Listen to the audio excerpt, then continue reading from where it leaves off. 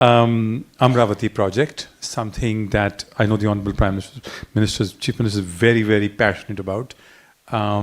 It could be, or should be, India's first ground-up AI capital, full of technology, built on the best plans, sustainable, everything that we can dream of. So if you could tell us a little bit about the vision behind the Amaravati project, also called Amaravati.ai, which is a very interesting subtitle for a capital city. How is it going and what is the vision? Because investors would really like to understand that. It'll be a state, a capital that will compete with several very important capitals in the south.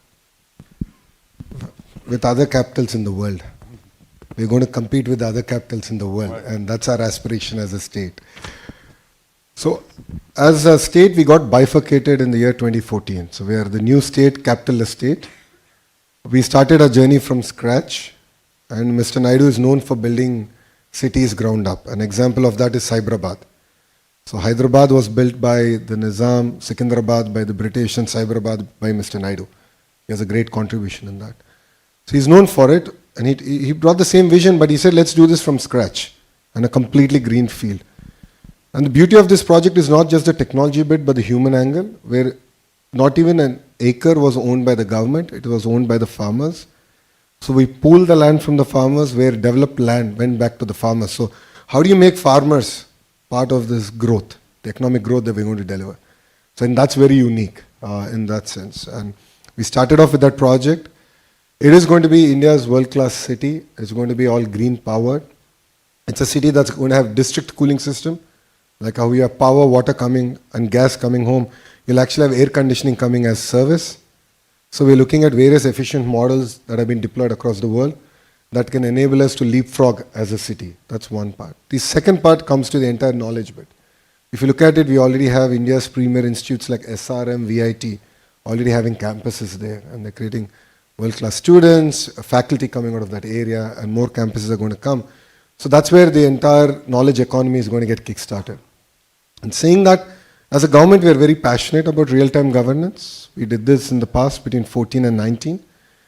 But now things have changed. Now government can be in your phone.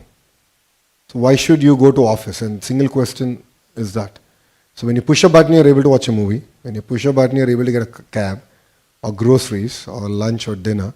Why can't government be that responsive? And that's a straight question that I get asked by the Honorable Chief Minister. Saying that, phase one, we're working with various platforms, and the phase one, we intend to deliver about close to 100 government services via any platform to your phone, number one. Number two, we want to use AI, and we are in talks, we are actually piloting it. And there are amazing examples of how AI can sort of improve the efficiency of government delivery. And the various instances where I believe we could have done much better than we did in the past. So you'll see in the next 100 days AI being deployed in governance and also helping ministers, bureaucrats take decisions. So we already started this project where we have a digital twin for every minister.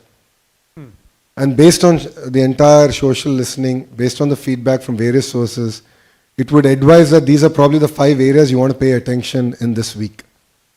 So we're giving these insights to the ministers, and then we have this entire feedback mechanism. We understand sentiment across various ministries far better today. So 100 days from now, I think I'll be able to present it actually in front of everyone. And then we want to then go down, have a digital twin for every member of Legislative Assembly, so they can understand better what are the pain points, what are the things that we need to now focus on.